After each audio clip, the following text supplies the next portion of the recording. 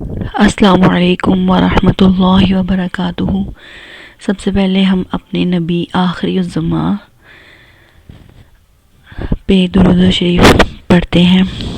اللہم صلی علی محمد وعلی آل محمد کما صلیت علی ابراہیم وعلی آل ابراہیم انک حمید مجید۔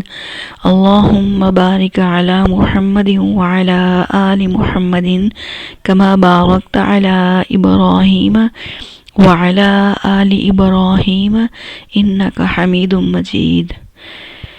آج ہم اپنی ویڈیو کا حضرت ذوالقرنین کے بارے میں ذکر تو کریں گے، لیکن اس ویڈیو کی جو شروعات ہے میں وہ اس بات سے کرنا چاہتی ہوں کہ آج کے دور کی جو سب سے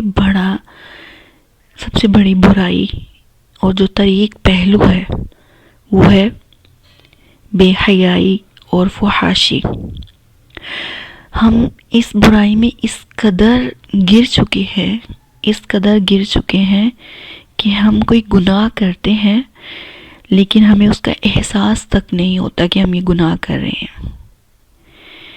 یہ بہت طریق پہلو ہے اور ان برائیوں کی وجہ سے باقی ساری برائیوں کی جڑیں بنتی ہیں۔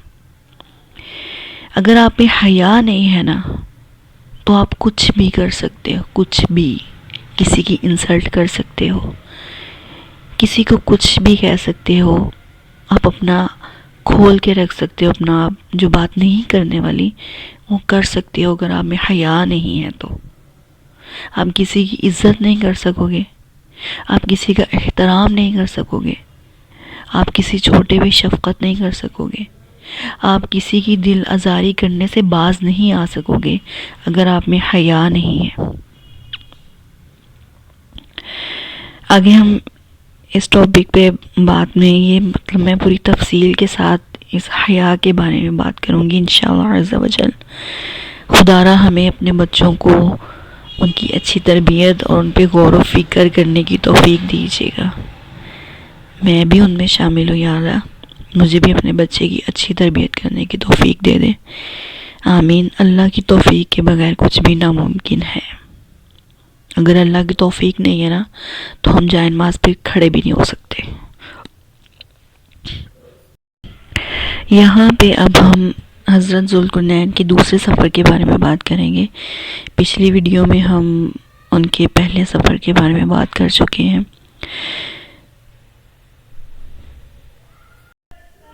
پھر آپ نے مشرق کا سفر فرمایا، یہاں تک کہ سورج طلوع ہونے کی جگہ پہنچے تو یہ دیکھا کہ وہاں ایک ایسی قوم ہے جن کے پاس کوئی عمارت اور مکانات نہیں ہیں۔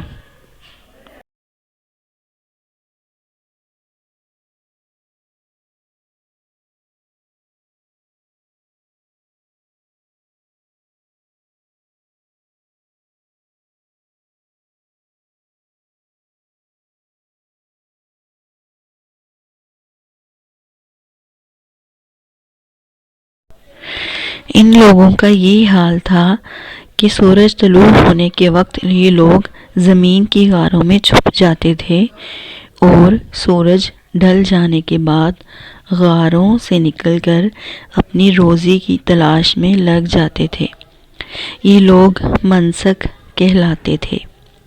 حضرت ذوالقرنین نے ان لوگوں کے مقابلہ میں بھی لشکر آرائی کی اور جو لوگ ایمان لائے ان کے ساتھ بہترین سلوک کیا، اور جو اپنے کفر پر اڑے رہے ان کو تیغ کر دیا۔ اب نیکسٹ ہم اپنی ذوالقرنین کی جو حضرت ذوالقرنین تھے ان کے تیسرے سفر کے بارے میں بات کریں گے تفصیل کے ساتھ۔ ان کی جو تیسرا سفر ہے اس کے بارے میں تفصیل کے ساتھ اگلی ویڈیو میں بات کریں گے انشاءاللہ عز و جل، اور وہ تھوڑی لینتھی ہوگی اور میں نے یہ ویڈیو تھوڑی دیر سے اپلوڈ کی تھی، کچھ مسئلہ ہو گیا تھا۔